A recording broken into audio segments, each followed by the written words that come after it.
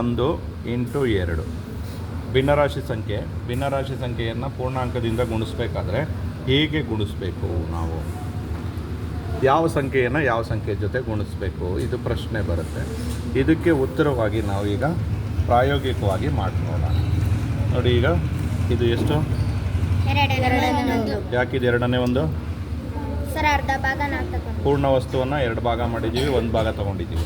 ಇಲ್ಲಿ ಕೂಡ ಪೂರ್ಣ ವಸ್ತುವನ್ನು 2 ಸಮ ಭಾಗ ಮಾಡಿದ್ದೀವಿ, 1 ಭಾಗ ಗಣನೆಗೆ ತೊಗೊಂಡಿದ್ದೀವಿ. ಅದರಿಂದ ಇದು ಎರಡನೇ ಒಂದು, ಇದು ಕೂಡ ಎರಡನೇ ಒಂದು ಎಷ್ಟು ತೊಗೊಂಡಿದ್ದೀನಿ? 2 ತೊಗೊಂಡಿದ್ದೀನಿ. ಈಗ ಈ ಎರಡನೇ ಒಂದು ಅನ್ನೋದನ್ನು 2 ತೊಗೊಂಡಿರೋದ್ರಿಂದ ಇದು ಎಷ್ಟಕ್ಕೆ ಪೂರ್ಣ ವಸ್ತುವಿನಲ್ಲಿ ಎಷ್ಟಕ್ಕೆ ಬರುತ್ತೆ ಅನ್ನೋದನ್ನು ನಾವು ಮತ್ತೊಂದು ಕಟ್ಟಿಯಲ್ಲಿ ಬಣ್ಣದ ಚಿತ್ರವನ್ನು ತೆಗೆದುಕೊಳ್ಳೋಣ, ಚಿತ್ರ ಹಾಕೊಳ್ಳೋಣ.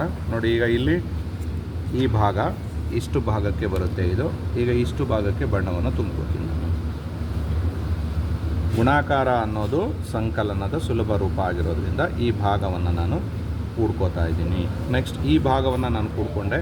ಮತ್ತೊಂದು ಭಾಗ ಇದೆ, 2 ಭಾಗದಲ್ಲಿ 1 ಭಾಗ, ಅದನ್ನು ನಾನು ಮತ್ತೆ ಬಣ್ಣವನ್ನು ತುಂಬ್ಕೋತೀನಿ ಪೂರ್ಣ ಭಾಗದಲ್ಲಿ. ನೋಡಿ, ಇದು ಪೂರ್ಣವಾಗಿ ಈ ವಸ್ತು ಪೂರ್ಣವಾಗಿ ಆಗುತ್ತೆ. ಈಗ ಎರಡನೇ ಒಂದು ಅನ್ನುವಂತಹ 2 ಭಾಗಗಳನ್ನು ನಾವು ಕೂಡ್ಕೊಂಡಾಗ ಪೂರ್ಣ ಒಂದು ವಸ್ತುವಿನಲ್ಲಿ ಪೂರ್ಣ ಭಾಗ ಬಂತು ನಮಗೆ. ಇದನ್ನು ನಾವು ಎಷ್ಟು ಅಂತ ಹೇಳ್ತೀವಿ?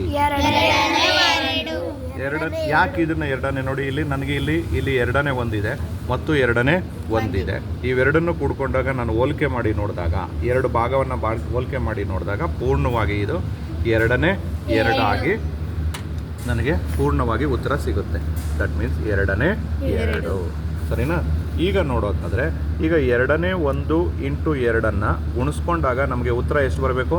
ಎರಡನೇ 2. ಹೇಗೆ ಬರುತ್ತೆ? ಹಾಗಾದರೆ ಇಲ್ಲಿ ಏನೂ ಇಲ್ಲ ಕೆಳಭಾಗದಲ್ಲಿ, ಅಂದರೆ ಡಿನಾಮಿನೇಟರ್ ಯಾವಾಗಲೂ ಕೂಡ 1 ಇದ್ದೇ ಇರುತ್ತೆ.